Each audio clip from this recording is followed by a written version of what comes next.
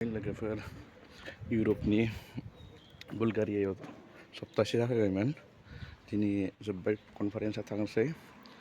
दायो मा होनो बिदिनाव दंमोन जोङो बुलगारियानि, बेनिफ्राय सफियाव थाहैगोन दा हरखो। दायो मा होनदों बेयाव बेसे जाखो 4:25, बेयाव 9:30सोआवसो मोनायो। स' जायगाखौ नुदोंबा समायना। आं माखासे भिडिअफोर बानायना लादो, बेखौ लासैनो आपल'ड खालामबाय थानोसै नायदो अननानै। इउरपआव दंफैयोमोन। गोबां गोलाव जारिमिन मोनफैनायनि, माने जायबायदि अबस्थानिफ्राय देरबोदो बेफोरखौ सानोब्ला बेबायदि इउरपआव बेरायफैनो मोनगोन। बेबायदि वर्ल्डनि थिउरिटिकेल केमिस्ट्रिनि जाय गिदिर गिदिर साइन्टिस्टफोर बिसोरजों लोगो मोनलायनो, कनफारेन्सआव लेक्सार होनो मोनगोन बिदि सानाखैमोन। फर्चुनेटलि दिनै मोनसे टक होबाय आङो इन्टारनेसनेलि। स' मा होनो बयनिसिमबो आंनि जायफोर वेल उइसार, जायफोर आंखौ हेफाजाब होबोदों, गासैनिसिमबो आंनि गोसो गोरबोनिफ्राय साबायखर बावहरबाय। स' दासो बुंनाय बायदिनो गोदो जेरै माने ओंखामखौनो मोनजायामोन बुंनो थाङोब्ला बोथिनै गाहाम। बिदिनो बेनि गेजेरावबो बिफाया फरायनांगौ होनना बुंबाय, फोरोंबाय 10सिम मोजाङैनो। दिनै फरायनायनिनो फिथाइ महरै बुंनो थाङोब्ला इउरपआव सफैबाय। मथा मथि 1.5 लाखसो खरसा जादों, थांलाय फैलाय जानाय लोंनाय गासैखौबो माबानिफ्राय हरगोन, फान्डनिफ्राय। जाय आंनि पस्ट डकनि सार, बेयो गावनि फान्डनिफ्राय हरगोन 1.5 लाखसोखौ। दायो आं बिलखौ हरनांगौ आरोना। स' दासो बुंनाय बायदिनो गोबां फार्स्टआव आं बिनि क्रेडिटखौ आं बिफानो होनो सानो, आंनि बिमा बिफा। बिफाया फोरोंबाय, बिमा बिबाय गासिबो, आबैबो दङ, आइ, बिदिनो बिफा फोरोंनाय, बिदिनो आइ आबै गासैनिबो खस्थ' खालामना हाजिरा खामला मावनानै गरफा गरनै बुथुमना जाहोनाय। आरो स्कुल लेभेलावबो गोबां फोरोंगिरिफोरनि अननाय, फोरोंगिरिफोरनि हेफाजाब बायदिजों मोनफाय। बिदिनो हाई सेकेन्डारिखौ फ्रियाव फरायनो होबाय, फरायनो मोनबाय। डिग्रि फरायबाय, बेयावबो सार सासे दंमोन कमिसन, बियो माने ड्रेसफोर माबाफोर बायना हरोमोन, इउनिफर्मफोर बायना हरोमोन, सेन्देल जुथा बायना हरोमोन। मास्टार डिग्रि फरायनो सुबिदा मोनबाय। बेयावबोथ' आंथ' न'नि हिसाबै आं फरायनो हाथ'वामोन, जेनेबा हाबाबो जाखांबायमोन आङो। साख्रि मोनबायमोन LP स्कुलनि मास्टार, आंथ' मास्टार मावनानै थागौमोनसिगौमोनानो।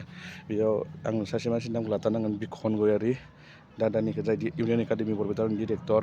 बिनि बोलो होनायावनो फरायथारनांगौ बिदि बोलो होनाय। आरो आंबो एसे लुबैखाबाय, फरायनो लुबैबाय। बिदिनो फरायबाय, मास्टार डिग्रि फरायबाय, MSc फरायनो मोनबाय गुवाहाटि इउनिभारसिटियाव। बेनि उनावहाय नेट JRF पास जानानै IIT आव फरायनो खाबु मोनबाय, सुबिदा मोनबाय PhD खालामनानै दा IIT नि सारनि अननायाव बिदिनो दा नै पस्टडक खालामनो मोनलायबाय। इज्राइलाव खालामबाय।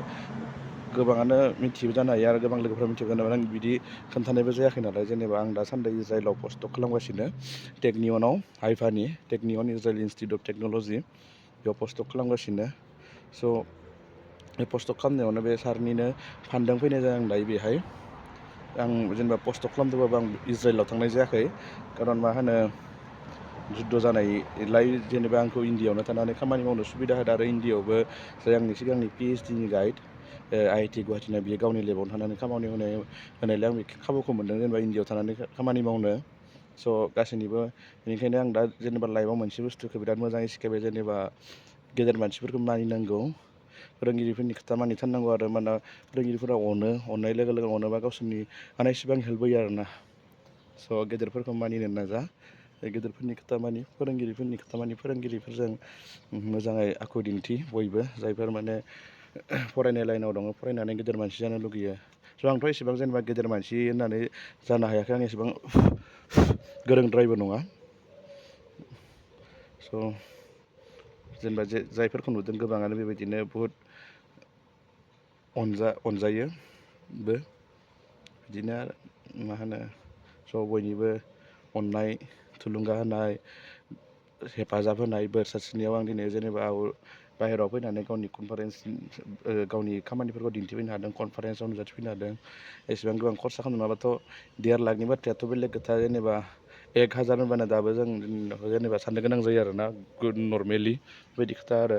स' बेनिखायनो गोसो होनानै फराय बयबो। थांखिखौ होसोनायाव जेनेबा फैसा थाखाया बारा गेदेर मेटार नङा। एक्सुवेलि फैसाखौ नांगौ नंगौ, खिन्थु फैसाजोंल' गासिबो जाजोबा। एक्सुवेलि फैसा गैयाब्ला फैसाखौ जेरै मोनसे खोथा दंना फैसानि खिथु खिथु होसोबाय थायोब्ला फैसाखौ मोननाया बुहुत गोजान जायो खिन्थु फैसाखौ सानाबालासिनो जुदि खामानिखौ गावनि मावनांगौ खामानिखौ जुदि गोसो होना मावोब्ला फैसाया अट'मेटिक फैयो होननाय बायदि खोथा दङ नङा होमबा बयबो मिथिखायो साक्सेस के पीछे मत भागो एक्सिलेंस के पीछे भागो साक्सेस अपने आप आ जाएगा होननाय बायदि खोथा स' बयनिबो बेबायदिनो अननाय थुलुंगा हेफाजाब मोनबाय थागोन होननानै आसा थिबाय स' आं दिनैयो थांफिनसिगोन दायो मोनसे मोननै भिडिअ खालामनाय दङ आं उनावहाय जायगाफोरनि सोमोन्दै जों एसे एक्सकारसनबो नागिरनो नागिरदों दाखालि बावैयो केबआव नागिरदों मैयायो बेबायदिनो फर्ट्रेस गोदोनि दावहा नांनायफोराव जुद्ध जानायफोराव सान्थ्रिफोर थाग्रा बा माबाफोर थाग्रा ना मा होनो बेखौबो नायहैदोंमोन मैयायो बिसोरनि सायावनो फ्रियावनो 4 स्टार हटेलाव जाबाय 3 स्टार हटेलाव थाबाय हरसेयाव 5,000 खरे हटेला सानबादो 25,000 जानाय लोंनाय 30,000सो थांदो सानबा 6 दिनाव ना स'